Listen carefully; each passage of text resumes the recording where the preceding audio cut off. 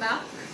Today we will discuss one of the most important topic of your syllabus, that is GST, Goods and Service Tax.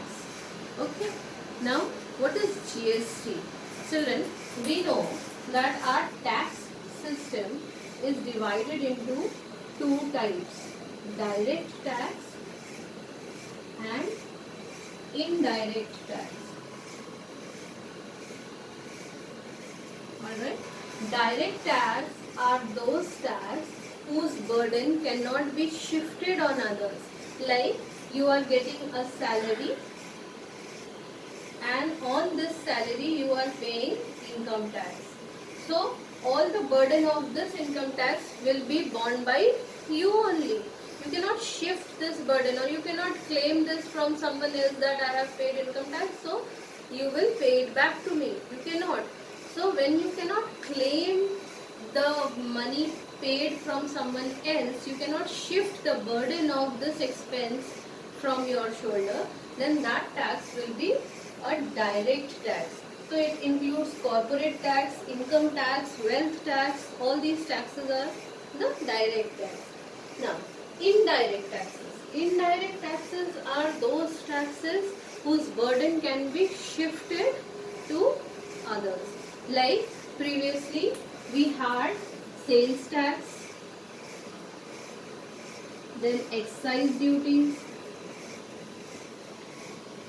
Alright, then there was entertainment tax and many more. Now these taxes which were paid by the manufacturers and sellers, they used to add all these taxes in the cost of the product, and this used to increase the cost of the product, and ultimately who will bear these taxes? The consumer used to bear these taxes. So the payer of the tax does not bear the burden of the indirect tax. It is shifted to the consumers. So these types of taxes are called indirect tax. Now, goods and service tax, GST, is also an indirect tax. That is these tax. Alright. Now, these tax, it is an indirect tax. It was introduced in July 2017 to remove the cascading effect of these indirect tax. It was introduced to remove the cascading effects of these tax. But before explaining you what is cascading effect, let me tell you that previously the manufacturers and sellers and the consumers have to pay so many taxes: advertisement tax, entertainment tax, sales tax, excise duties was there, then education cess, farmers, kisan cess, there were many. So ultimately all those taxes were merged, and now one single tax system, indirect tax system, is there in the country, that is called the GST, Goods and Service Tax. So to make this concept of GST more clear to you, I will tell you one small story. Like, see what was happening earlier. Like, there was a little girl, alright, it was her birthday today. She has brought many toffees to distribute it to her friends in the class. Now, when she will come out of the house, she will meet the neighbor. So her neighbor will wish her happy birthday, so she will give one toffee to the neighbor. Now when she will come to the bus stop, there she will find her friend standing with her mother. Both will wish her. Now she will give one toffee to her friend and one toffee to her mother. Again when she will board the bus, the conductor and the driver will wish her, and she will give one toffee to both of these people. When she will reach the school, the gatekeeper will wish her, and she will give one toffee to the gatekeeper also. Now the classmates and class teacher will sing for her, and she will distribute toffees to her classmate, including that classmate whom she has already given one toffee in the bus stop. So again that classmate will get the toffee. Are you getting it? So twice that child has got. Now she will give it to teachers, she will give it to fourth class employees, like this. She has paid, given toffees to so many people.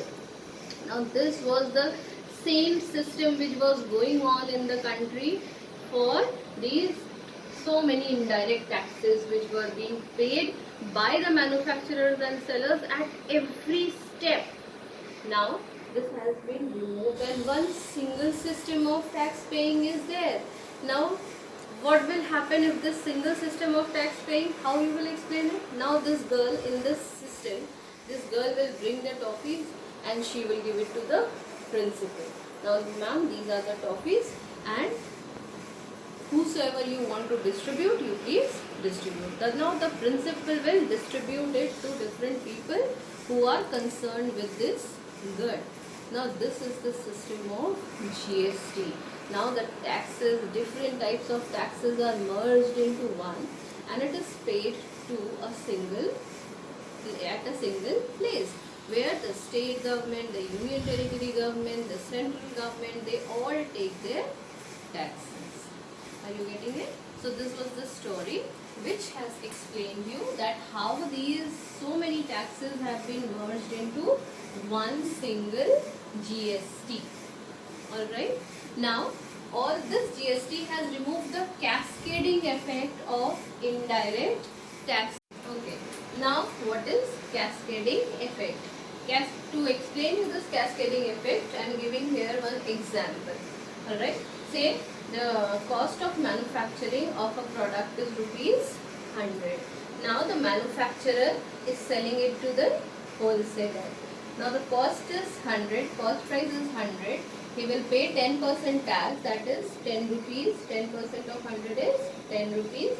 Now the cost of the product will be 110, the selling price. Since it is an indirect tax, we are discussing indirect tax. So this burden of tax is shifted to the buyer. So he will add this tax in this cost and he will sell it at 110 to the wholesaler. Now the product has bought by the wholesaler at rupees 110. Now wholesaler will store it, wholesaler will advertise for the product, wholesaler will do something on the, add something on the packaging of that product. Now he will add say 20 rupees on that product including his profit and all. So now the cost of the product will be 130 rupees. Now 10% of 130 rupees tax will be 13 rupees. Alright. So he will again add this tax to the cost of the product and now he will sell it to the retailer at 143 rupees. He has also shifted this burden of the tax to the buyer and now the cost of the product is 143 rupees. Now retailer will sell it to the consumer. Now the cost of the product becomes 143 rupees. Alright. Now again the retailer will display for the product, will call the customer, will convince the customer to buy the product, he will add his profit to the product. Alright. So for suppose he has added 30 rupees in the cost of the product. So now the cost of the product becomes 173 rupees. Alright. So now again he will pay tax. It is comes to 17.3. So wholesaler will also shift this burden, retailer will also shift this burden of the tax to this buyer. Alright. So again he will add this 17.3 in this cost and now the cost becomes 190.3. So 190 rupees is the cost of the product at which the retailer is selling the product. Alright children. So you have seen again and again the tax is being charged on the same product and ultimately the tax paid on this product will be 40.3 rupees. So this is tax is paid, here tax money is added, so again tax is paid on tax, here tax money is added, again tax is paid on tax. So this system of tax was called the cascading effect, which was removed by goods and service tax, that is GST. Alright, now after cascading effect, we will see that this cascading effect of many taxes, now it is one tax and it is a multi-stage. It is a multi-stage tax. Alright, multi-stage destination tax. First I will explain you what is destination tax. Children, destination tax is, it is paid by the seller. Alright, it is not paid by the manufacturer, it is paid by the seller. So for example, a good is produced. So for example, the good is produced in Gujarat and it is sold in UP. So tax will be paid or charged by UP government. Alright, therefore it is called a destination tax. So the seller pays the tax and not the manufacturer. Manufacturer doesn't pay the tax, seller pay the tax. Therefore it is a destination tax. So now I will tell you how it is a multi-stage tax. Multi-stage tax, as we have studied about the concept of value added tax, VAT. You have studied the concept of value added tax. What was that? Value added tax means whatever value was created at each step, tax was taken on that thing. Alright, so the same concept applies over here only. On the value added at each level of sale, the tax will be charged on that. So we will continue with that same example. See, for example, manufacturer will sell the goods to wholesaler whose cost is 100 rupees. He will charge 10% tax. So the cost of the good will be 110 rupees. Alright. Now the wholesaler has to sell it to the retailer. Alright. So now the cost of the good, which was 110 rupees, he will add 20 rupees for his profit on this, alright, which comes to 130. But from this, the tax which is already been paid will be removed. So the ultimate cost will be taken as 120 rupees. Alright, the tax which is already paid will not be again charged. Alright, so now the cost is 120. So 10% tax will come to 12 rupees. Are you getting it? Now on this 12 rupees, 10 rupees tax has already been given. Alright. So now this time only 2 rupees tax will be given. That is, this value added is 20 rupees. So tax paid on this 20 rupees will be 2 rupees only. So 2 rupees tax will be added. So now the cost of this product will be 132 rupees. Now the product cost 132 rupees. Now this product will go to retailer who will sell it to the consumer. Alright. Now children, the cost of the product is 132 rupees. Now the retailer will add 50 rupees as his profit and it will come to 162 rupees. Are you getting it? Now on this 162 rupees, we will deduct the tax already paid, that is 22 rupees.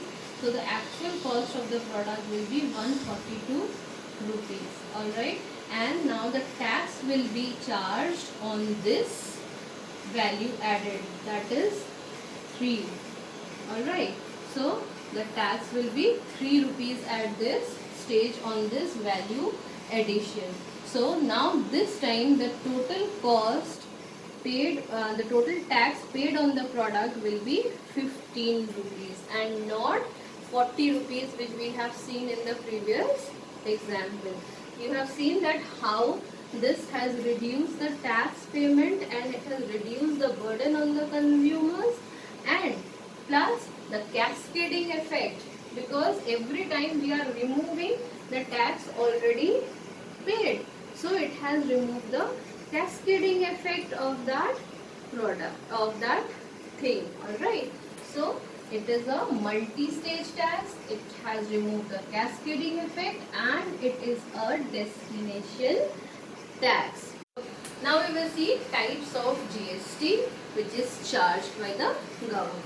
So first is intra-state GST and interstate GST. Intra-state GST means when the goods are sold within the state. So manufactured in UP, sold in UP. Manufactured in Gujarat, sold in Gujarat. Are you getting it? So this is called intra-state. So when goods are sold intra-state, then three types of GST is charged. For any state, SGST, that is state GST, and CGST, both are charged. Alright, if the goods are manufactured and sold in some union territory, then CGST and UTGST, these two will be charged. Central GST and union territory GST.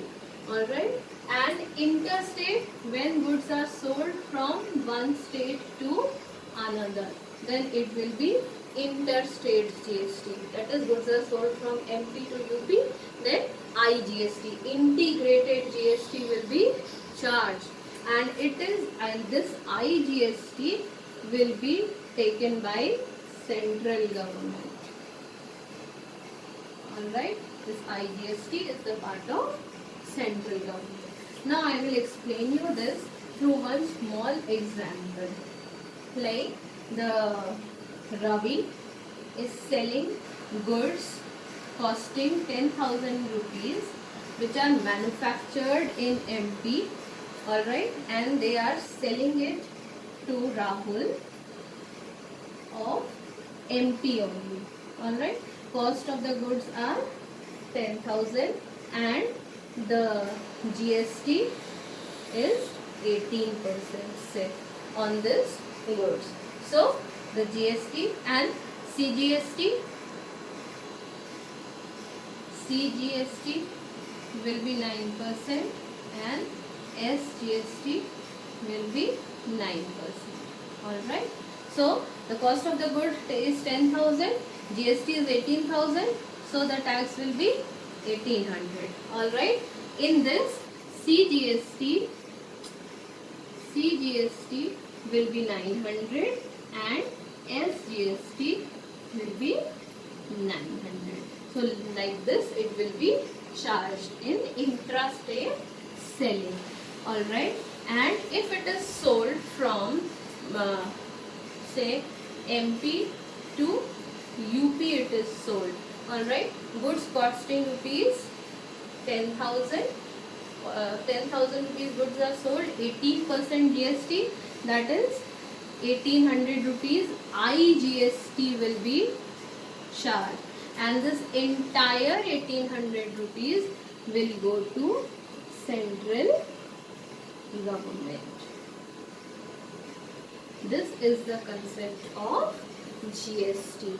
Hope you have understood this small effort done by me. Alright, so please see the video properly and understand the concept of GST. Thank you.